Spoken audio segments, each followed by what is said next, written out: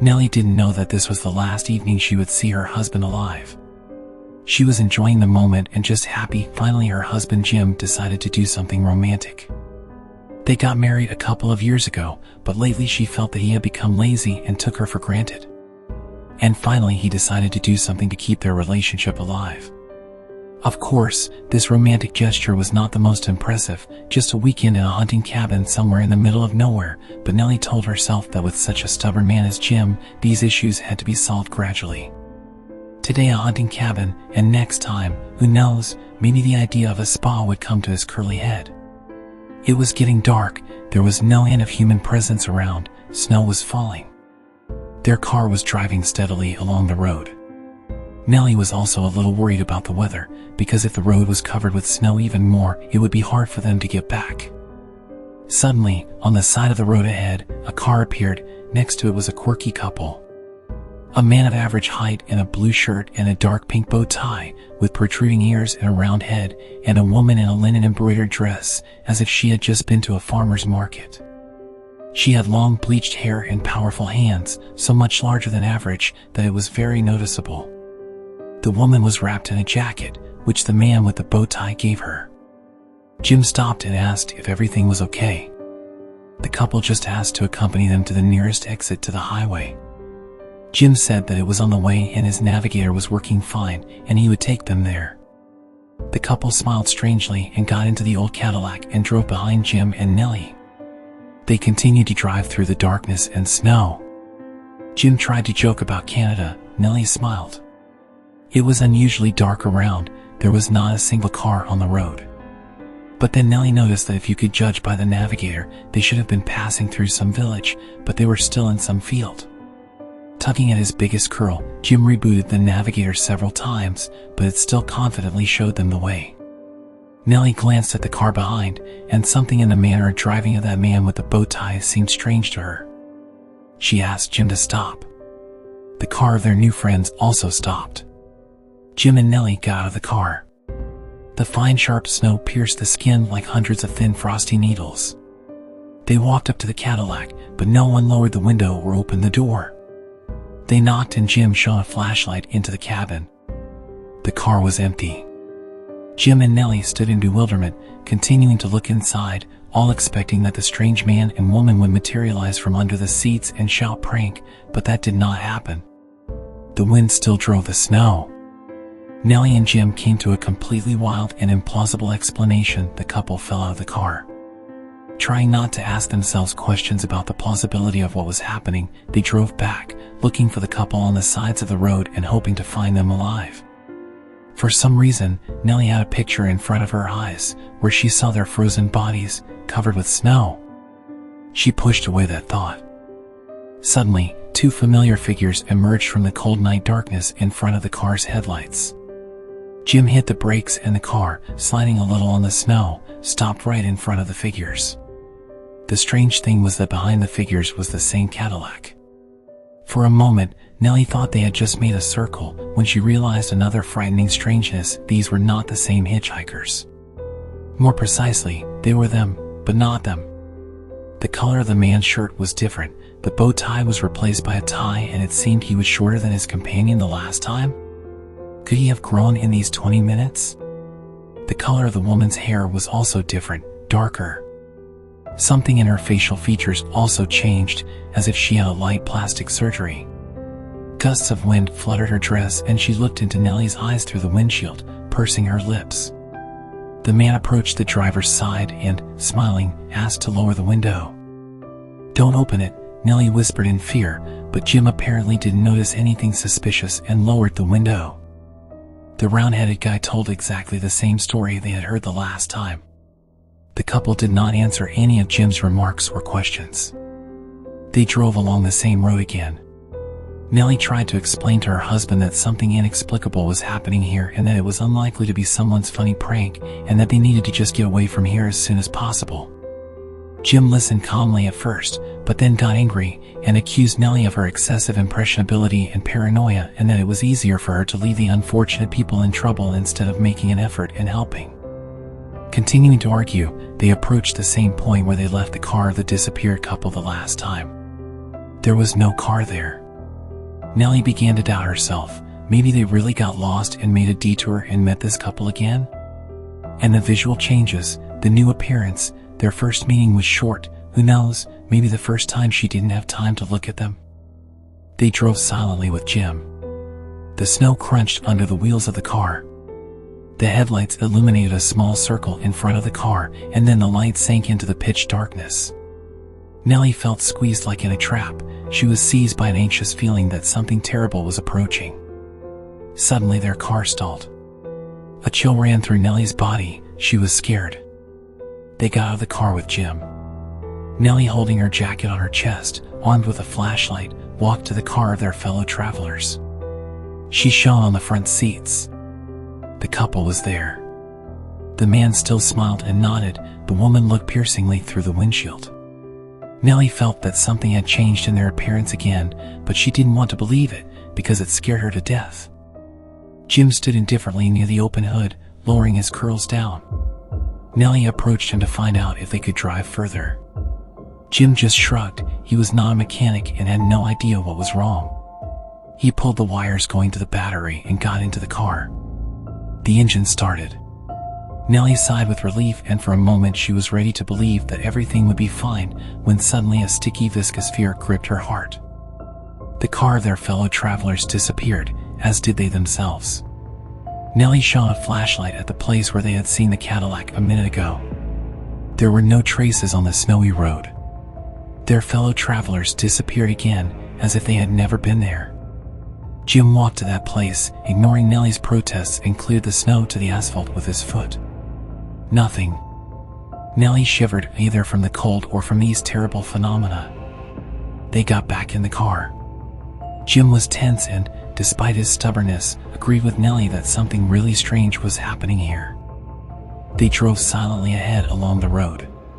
The navigator showed another hour of the way. There was no hint of human presence around. Darkness, trees, a night sky covered with low clouds, and snow driven by an angry wind. Jim turned on the radio, but only interference and clicks came from the speaker.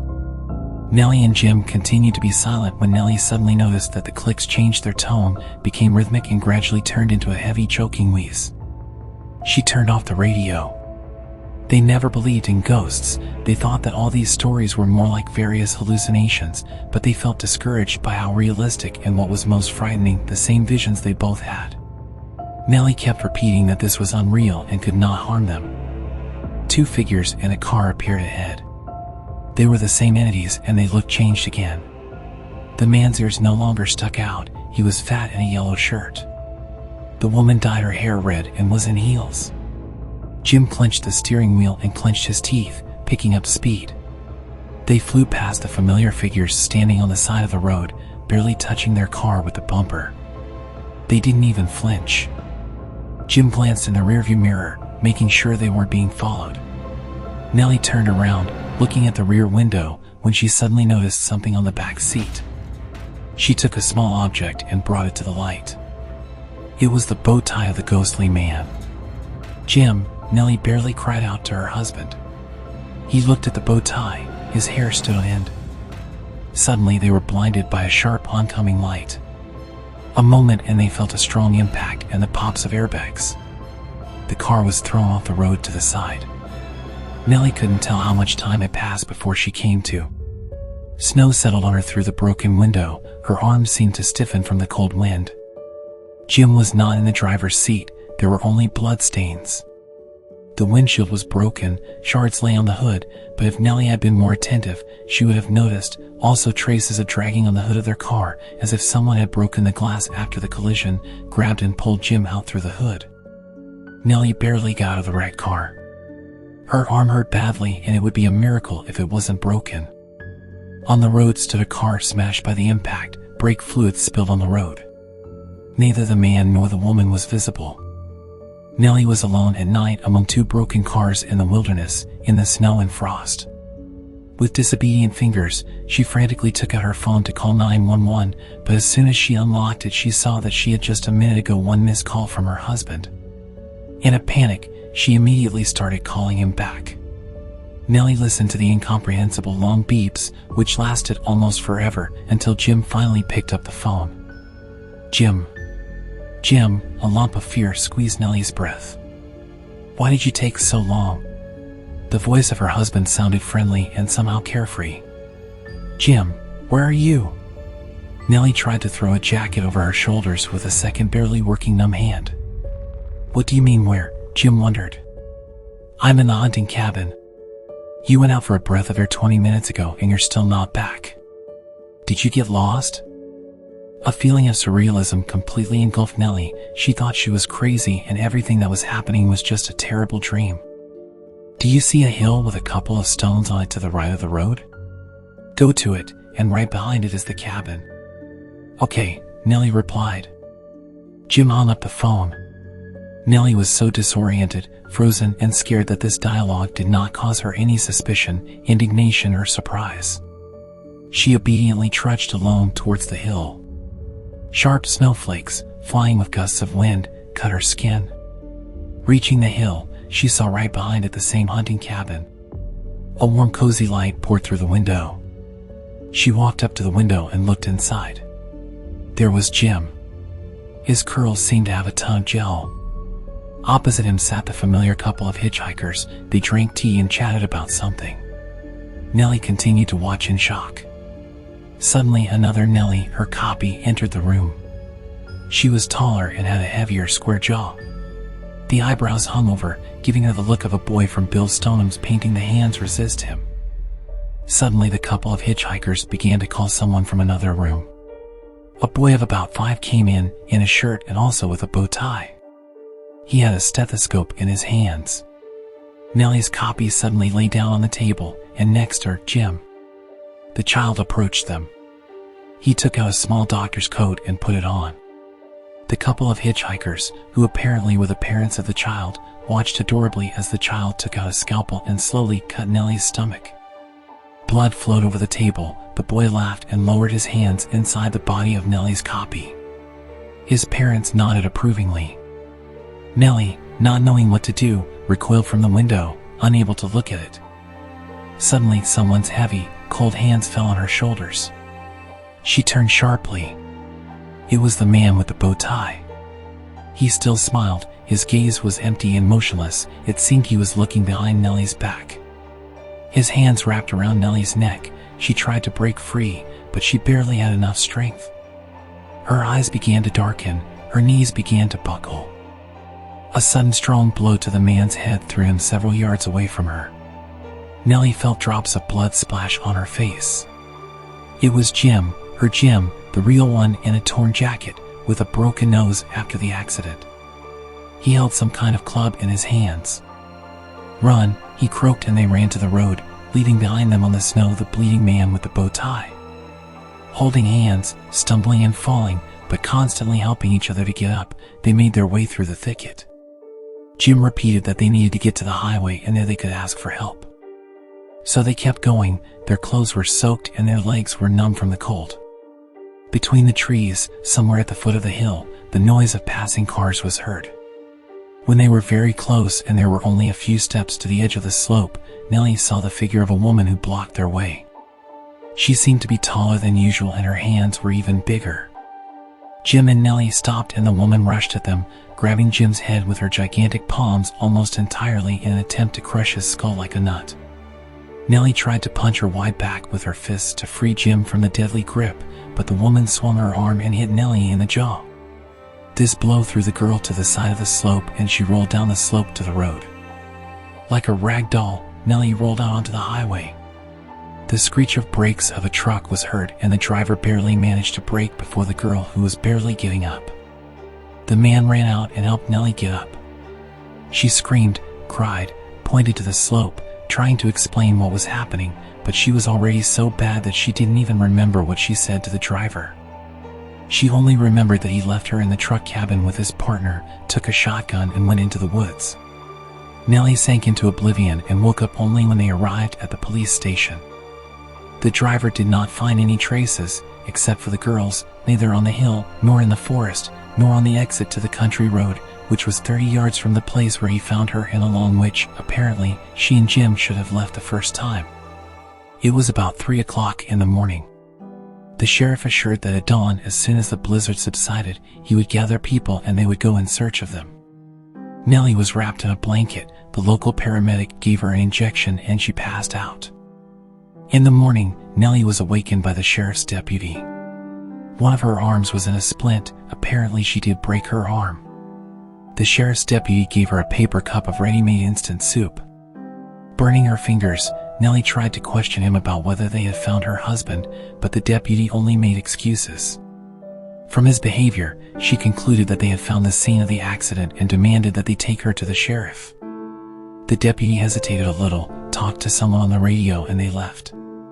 Driving through the streets of the small village, she realized that this was exactly the village that she and Jim were supposed to pass by the navigator's indicators. A few houses, a couple of warehouses. The only thing that caught her eye was a relatively new medical center. When they arrived at the scene, the strange couple's Cadillac was gone and their car was about to be towed, taking it on a tow truck. "Where is my husband?" Nelly asked. A small piece inside her consciousness whispered to her to prepare for the worst. "I'm sorry to tell you this, ma'am, but," the sheriff took off his hat, "your husband died as a result of this accident. He lost control, flew off the roadway and crashed into a road sign. He was thrown out of the car, but his death was instantaneous. He didn't suffer, ma'am. The body has already been taken away." Sobs overwhelmed Nelly. A feeling of emptiness engulfed her soul. Her legs gave way, but the sheriff's deputy caught her and helped her sit back in his car. "What about the other car, the Cadillac?" Nelly asked. "There was no other car, ma'am," the deputy replied. Nelly did not understand what was happening. She stared into the void, tears ran down her cheeks. "It seems this belonged to your husband," the sheriff said and handed Nelly the very bow tie that she had found on the back seat before the collision. Nelly took the bow tie with apprehension. It was real. The sheriff's deputy started the engine. "You know, we often have such accidents here," he said. Nelly did not answer. She twisted the bow tie in her hands, which seemed to remind her that everything that happened to her and Jim was real and that she was not crazy. Suddenly, driving through the village, on one of the intersecting streets near the old abandoned storefront, she saw that very Cadillac.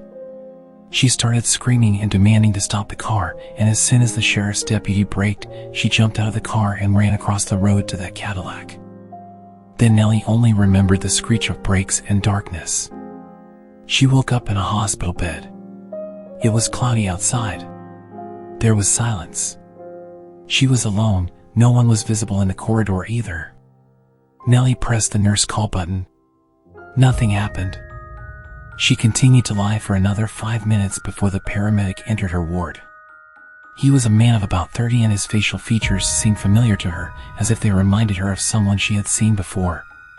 The doctor briefly asked about her well-being and expressed hope for her speedy discharge. Despite the fact that Nelly got into an accident, there were no fractures or other injuries, except for a tendon strain in her arm. Nelly continued to study the doctor's face, unable to gather her sensations into a single conclusion. She began to question the doctor about who he was and how he got here, and he told her that on that road, where her husband died, such accidents happen quite often, and therefore the state government allocated a grant to create this very emergency care point in their wilderness, because it takes a couple of hours to get to the nearest hospital. No one can understand the reasons why such accidents happen. Road inspectors examined the road and found nothing. Accidents continue to happen, and there is always someone in his medical center. The doctor said that he was born and raised in this village and always wanted to be a doctor, and the opening of such a medical center was just pure luck for him because he also did not want to move. He took Nelly by the hand. "Believe me, I understand your loss," he said. "My parents also died on that road. It was a long time ago, although it was not an accident. Their car stalled in a blizzard and they froze to death. No one ever stopped to help them. I visit them every week at the local cemetery. You know, sometimes it seems to me that they answer me." The doctor paused for a second, paying no attention to the patient who was frightened. He continued to speak out. "If I had to move to another city for work, I wouldn't be able to take care of their grave. So the opening of this medical center was a way out for me. At the same time, you didn't have to be taken 2 hours to Greenville. A wave of horror swept over Nelly's body. The walls of the ward seemed to shift over her. That's why the doctor seemed familiar to her. He was simultaneously similar to both the big-headed man and the stately woman. Nelly was petrified. Now she was sure that all those events really happened. That couple on the road just hunts down random travelers, maiming and killing, so that their son has a favorite job and that he stays in this godforsaken place and can go to their grave. At the cost of dozens of broken lives of strangers, at the cost of stolen happiness. Tears welled up in her eyes. "I see you need to rest," the doctor said, smiling. Nelly almost turned inside out because of that smile, how much it was like that same smiling face of his father when Jim smashed his head with a club in the forest. She was left alone in the ward. Nelly looked out the window at the running clouds and quietly swallowed tears. Somewhere in the depths of her consciousness, a decision was already ripening in which she was still afraid to admit to herself. She spent the rest of the day and almost the whole night like that, only falling asleep a little in the morning. Leaving the medical center in the morning, she already knew what she was going to do. Nelly headed to the sheriff's office. There Nelly burst into tears and asked for help from the sheriff and his deputy. Now she needed a new car to get around, arrange Jim's cremation. And she also needed a gun because she didn't feel protected. She was scared because she had a long way to go to Jim's parents, who lived in Detroit. The sheriff directed Nelly to one of the villagers, who sold her an old pickup and a revolver at a triple price. Nelly, full of determination with clenched teeth, drove to the medical center. There was some sharpness in her movements. She did not doubt and knew what she was doing. She entered the medical center, and literally 5 minutes later she took the doctor out of there at gunpoint. His hands were tied behind his back with plastic ties. They got into his Cadillac and drove out of the village. The doctor lay on the back seat face down and tried to persuade Nelly, but she did not listen to him. They drove past snow-covered houses. At one intersection some children were happily playing snowballs. Tears welled up in Nelly's eyes. She wanted her and Jim to have children, but now they took away her beloved, took away all her hopes, took away the future. A lump of bitterness pressed her chest, but it did not diminish her determination. On the contrary, it sharpened the burning desire for revenge. Despite the pain in her injured arm, she turned the steering wheel with one hand, holding the gun ready with the other. They drove onto the very road leading to the hunting lodge, which she and Jim never reached. Black stubble and small stones broke through the snow cover. Drooping trees gloomily kept silence, indifferently watching the movement of the old Cadillac. Nelly began to tell the doctor how her husband died. That she saw his parents and their ghosts drove her and her killed husband crazy. The doctor tried to mutter something about psychosis and hallucinations, but Nelly hit him on the head with a gun and he stopped talking, only quietly whimpering. Nelly stopped the Cadillac exactly where they met the doctor's parents. She took out the bow tie that the sheriff gave her, turned the doctor over on his back and began to tie him this bow tie around his neck. "Where did you get my father's bow tie?" the doctor wondered. "You also broke into the house, oh you." He didn't finish, as Nelly hit him hard and angrily with a hefty revolver in the nose. Blood splashed on the seat of the Cadillac. He squealed and now began to beg to let her go, trying to bribe. Nelly lowered the doctor again face down. She got out of the car and took out a can of gasoline that she had previously transferred from the pickup. When she slammed the trunk, she saw that on the other side of the road there were familiar visions to her, a man in a bow tie and a woman in linen clothes.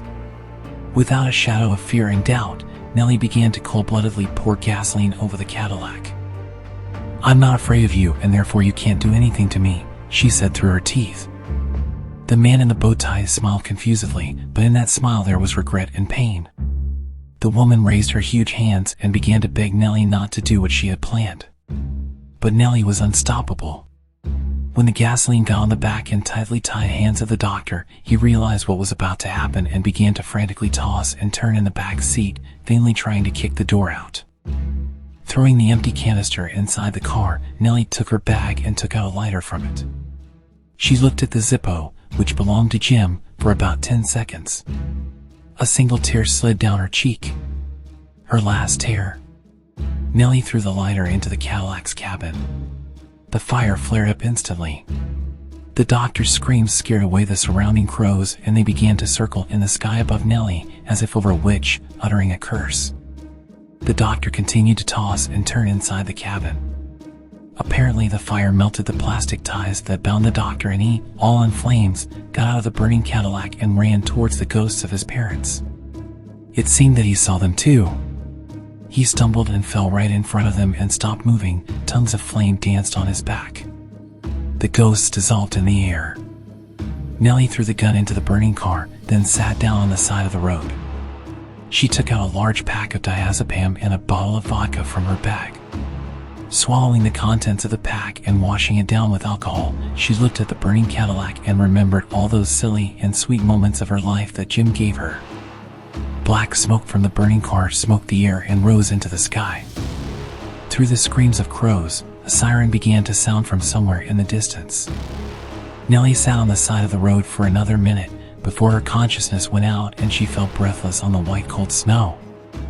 Such was the revenge of one loving woman for the cynically and criminally stolen hopes from her. For not daring to hope for justice and retribution, Nelly decided on such cruelty so that other random and unsuspecting travelers could save their lives and be happy in ignorance. And so it happened. On this stretch of road, random accidents stopped and this path became safe. It went on for several years, until a new terrible event happened on this road, which could not but attract the attention of the rebellious and unbound soul of poor Nelly. Near that very hunting lodge, a car stopped. Night was approaching. Shadows filled all the depressions, spreading like some viscous mass. The ground was frozen and dead, but rare snowflakes flew sparingly in the air.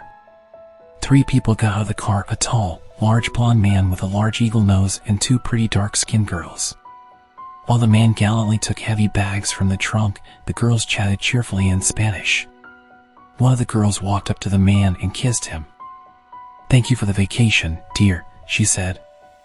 He just smiled crookedly. The company entered the house. A lone crow, following the people to the door, broke off the branch and flew away loudly calling. Nature froze around the house. Inside, people unpacked their things. While the man lit the fireplace and fiddled with the generator, the girls began to unpack their bags and continued to chat cheerfully. Their names were Lucia and Maria. They were sisters and had been living in the U.S. for only half a year. They were both illegal migrants from Uruguay. They had no one in the U.S. and life was very difficult. No money, no documents, no knowledge of English at a sufficient level. But a month ago Lucia met Roy and her life changed. He quickly made her an offer and now they were planning their wedding. Maria was very happy for her sister. There was some special masculine strength in Roy's character. He liked to control everything. He knew exactly what to do and he always had his confident opinion on every issue. And how he cut meat for barbecue, it was just magic, which could be watched as endlessly as the burning flame. He once worked as a doctor, but then left and now worked in the field of consulting. In fact, Lucia didn't care. She was inspired by the fact that she finally had a reliable man in her life. Roy suggested that they spend time in the hunting lodge by the fireplace to relax a little, and it was his idea to take Maria with them, as he told Lucia, after all, she is part of the family. Lucia felt inspired and hoped that a good fairy tale could also come into her life, which she would want to believe in. They sat by the burning fireplace, chatting about nothing. Roy glanced at his watch. Then he offered to drink champagne. The girls readily agreed. Roy carefully opened the bottle so as to avoid a loud pop and poured champagne into 2 glasses, and he took a bottle beer for himself. The girls drank a little. Roy began to tell some silly story about the hunting lodge and fishing. Suddenly Lucia was overcome by weakness. She was strongly drawn to sleep, everything blurred before her eyes. She saw that Maria had already passed out on the pillow. After a moment, she also fell asleep. Roy took out an old cell phone and dialed a number from memory. "It's me," he said. "Ready?" His voice sounded dry and even. Nothing was answered from the other side, but after 10 minutes an old worn-out van with the logo of a company that delivers medical equipment stopped near the house. 2 guys got out of it, one tall and thin, the other shorter than average and with an athletic figure. They immediately headed to the house. One of them carried a bag, from which the edge of a plastic tie stuck out. Roy pointed to Maria. "This one." "Boss said both," replied the one who was lower. "There's a buyer for another liver." Roy looked defiantly at the man. "I'm still going to marry her." "And won't that interfere with your work?" replied the tall man. "Call the boss and decide with him yourself." Roy took the phone and went to another room. The men sprawled on the couch and turned on the TV at full volume. Weapons peeked out from under their jackets. Through the noise of the TV, it was heard how Roy spoke restrainedly, but nevertheless in a raised voice with the boss. After a couple of minutes he returned. "Okay, both," he said. "I'll find another fool who will cook me tacos." The men continued to watch TV indifferently. Roy paused for a second, turning his head to the window and listening. "Well, turn off the TV," he hissed. "But this is Tucker Carlson." The athlete shrugged. "Turn it off," he said through his teeth. "There's someone in the yard." The men immediately turned off the TV. There was clearly a car engine running in the yard. The criminals took out their guns. The tall one cautiously approached the window and carefully moved the curtain to look outside. "Some old Cadillac is standing right in front of the entrance," he said. "I don't see anything else." "Cops?" "Doesn't look like it." The athlete, holding a gun behind his back, went out into the yard. He slowly approached the car, examined it, and then waved to the others. He opened the back door of the car and a charred corpse and the remains of a medical gown fell out of there. The athlete looked around the nearest pine trees and, not noticing any other traces on the snow, returned to the house. "Someone knows how to make friends," he said, turning to Roy. "I have nothing to do with it," Roy replied. The men expressed doubt, because the one who was burned alive and planted in the car was a doctor, like Roy, which means that this installation was a clear hint from the boss, so that Roy would not forget who he works for.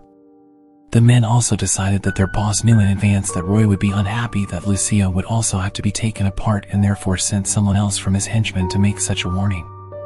"Bring the droppers," Roy said. "They didn't drink everything, they might wake up soon." The athlete went out into the street again, dissolving in the darkness. After a few minutes he returned with 2 droppers in his hand, but he seemed confused, and maybe even scared. "The Cadillac disappeared along with the corpse," he said. The men looked at each other.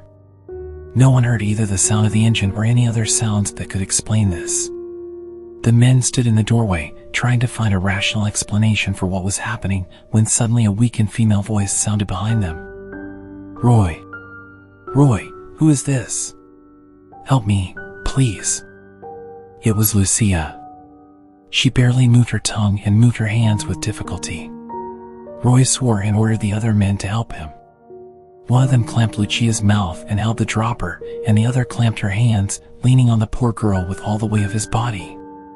She tried to break free, but was too weak. Horror was in her eyes, tears ran down her cheeks. Roy indifferently stuffed the dropper into her vein and calmly watched the futile attempts of resistance of his former bride. The scream of despair and horror died in her chest, unable to break out. Lucia passed out. The accomplices set up a dropper for Maria, who had not come to her senses. "To hell with the Cadillac, we have to work," Roy said. They loaded the women into the van, collected all the things from the hunting lodge, and drove towards the village. At first they drove in silence, but then gradually began to talk. The tall one wondered why they worked in such a wilderness. Roy explained to him that there was a small but well-equipped emergency care point here, which was closed due to budget cuts, and besides, the village was so in decline that there was no sheriff here either. In big cities, abandoned and equipped medical buildings get much more attention, but here is the perfect place to work. No one will bother. The dim light of the headlights tore out of the darkness a small section of the road running in front of the car. There were no other cars on the road. Suddenly, right in front of them in the light of the headlights, a torn and smashed car appeared. The glass on the driver's side was broken and a curly head of a man stuck out of the cabin. The hood was in blood. Brake fluid spread in front of the car. The van braked sharply. It was heard how the women lying behind hit the wall of the van. The men looked at the car standing in the middle of the road. "Go check," Roy ordered the athlete. If there is someone alive, finish them off. We don't need witnesses. The athlete got out of the van and cautiously approached the car. He put his fingers to the neck of the curly man. The criminal gestured to the others that the man had no pulse. He walked around the car and, not finding anyone else, confidently walked to the van. Suddenly, from the side of the van, he saw a short flash of light from a lighter. It seemed to him that for this short flash he managed to distinguish the figure of a woman.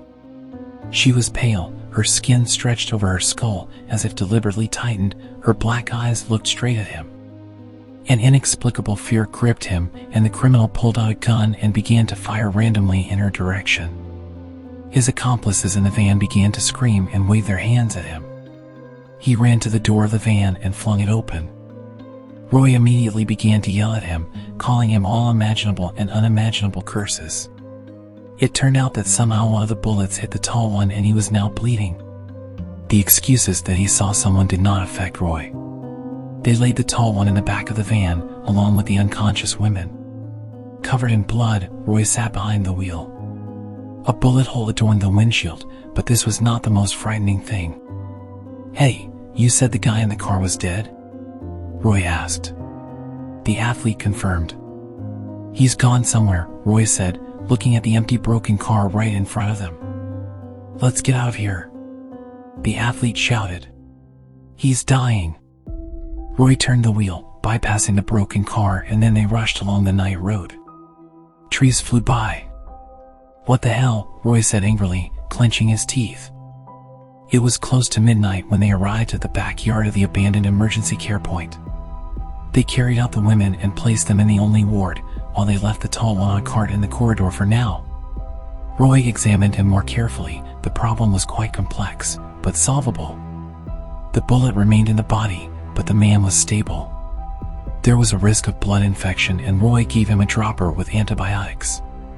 The deadlines were tight, and he had to start working and then come back to the accomplice and patch him up. Roy approached Maria, lying on the operating table. Her face was somehow covered with a blanket. He began to remove the blanket when suddenly his hands trembled and he recoiled in fear. Instead of Maria, the bloody dead guy from the car was lying on the operating table. His eyes were open. He was watching Roy. Small fragments of the windshield were visible in his curly hair and abrasions on his face. The dead man slowly sat on the edge of the table, took a scalpel and began to cut his throat, continuing to stare into Roy's eyes and wheezing some word with his mutilated toothless mouth. Thick black blood flowed to the floor. Roy screamed, not believing his eyes, and grabbed the trocar, ready to stab this creature, whatever it was. The light began to flicker. The sounds of a short circuit were heard.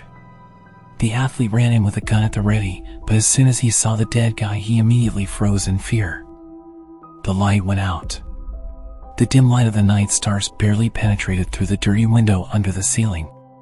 The dead guy rushed to Roy, knocking the athlete to the floor, and Roy, growling like a primitive beast, began to inflict chaotic stabbing blows with the trocar. Suddenly the light came on again. Roy held the limp athlete in his hands. A trocar stuck out of his chest. Several more wounds were visible. The dead guy was nowhere to be seen. Maria lay peacefully on the surgical table, awaiting her fate. The athlete wheezed and blew bloody bubbles from his mouth. His eyes rolled back. It seemed that in the confusion Roy attacked his partner. Cursing everything in the world, Roy began to stabilize the accomplice. After fiddling with him for about an hour, Roy finally exhaled. His partner will survive. Roy began to reason that he was either poisoned or accidentally swallowed drugs somewhere. He had no other explanation for the hallucinations. Having given himself an injection of a mixture of different drugs, Roy felt more confident. Time was running out. He had to urgently start dissecting the girls. Roy decisively entered the ward, stood over Maria, turned on the equipment and made the first cut. Then another, and another. The procedure went fast. The organs were removed easily and quickly. He was focused. Nothing distracted him, except perhaps the regular incomprehensible sound that came from the reception and sounded like impatient clicking of a lighter. Having finished with both girls, Roy wrapped them in polyethylene, working with his hands like a spider wrapping his victim in a web with his paws. Then he loaded the bodies and organs into the van. Usually his accomplices did this, but today he would have to work for everyone so as not to cause unnecessary anger from the boss. He remembered the burnt corpse of the doctor from the Cadillac. Now he had to go to the conditional place and get rid of the bodies, then fly like a hawk and deliver the organs on time so that the boss would not suspect anything and only then return and put his accomplices on their feet. Roy checked their condition. Both were stable and seemed not so bad. It even seemed strange to him, but he did not bother. And he was also annoyed by that clicking sound of the lighter. Probably the heater broke down, but it was not important now. Roy drove through the deserted village, meeting no one, no car on the street. Then he turned onto a dirt road and drove in complete darkness with the headlights off. Reaching a secluded place among the trees and hills, where they usually disposed of the bodies of their victims, Roy stopped and got out of the car. Opening the back doors of the van, he turned on the light to make it easier to carry the bodies. Climbing inside, he stumbled over one of the bodies and fell. Raising his head, he saw that the legs of one of the girls were too big. Roy took out a knife and cut the polyethylene from the side of the face and recoiled in horror. It was his partner, the athlete. Roy dissected the athlete, not the girl. Roy rushed to the second cocoon and found there his second accomplice. Roy did not understand how he could confuse two strong men with girls. He clearly saw the faces of his victims. He could not make such a mistake. This is all some mystification. This simply cannot be true. A cold hand of fear seemed to grip and squeeze Roy's heart. Suddenly the doors of the van slammed shut. Roy rushed to them, and through the dirt-splattered windows he saw the figure of a girl unknown to him, pale as snow. It was the ghost of Nelly. She stood with a lit lighter in one hand and a can of gasoline in the other. In an instant, the van was engulfed in flames. Roy felt how it burned, how his skin bubbled, how his muscles charred. He died very painfully, screaming and trying to break free, but nothing in the whole world could help him. In the morning, Lucia and Maria woke up in the medical center. They were shocked and scared. The poor girls ran out onto the street in panic. Someone from the locals noticed them, gave them clothes, calmed them down as best they could, and called the police. An investigation began, and no one could really understand what had happened. This continued until someone from the local dog lovers found an abandoned van far in the woods, in which there were two bodies of long-wanted criminals, their organs in boxes for transportation, and the body of a black transplantologist, who for some reason locked himself inside the van from which he could not get out and died of a heart attack from fear. He had his nails scraped off the door, his head broken, which he tried to knock out the doors. Probably, he had strong hallucinations, which led to such a result. They say the ghost of Nelly still sometimes appears in Wisconsin to those who bring evil to their loved ones and do not expect from her either mercy or forgiveness. Her revenge is always gloomy, bloody, and cruel.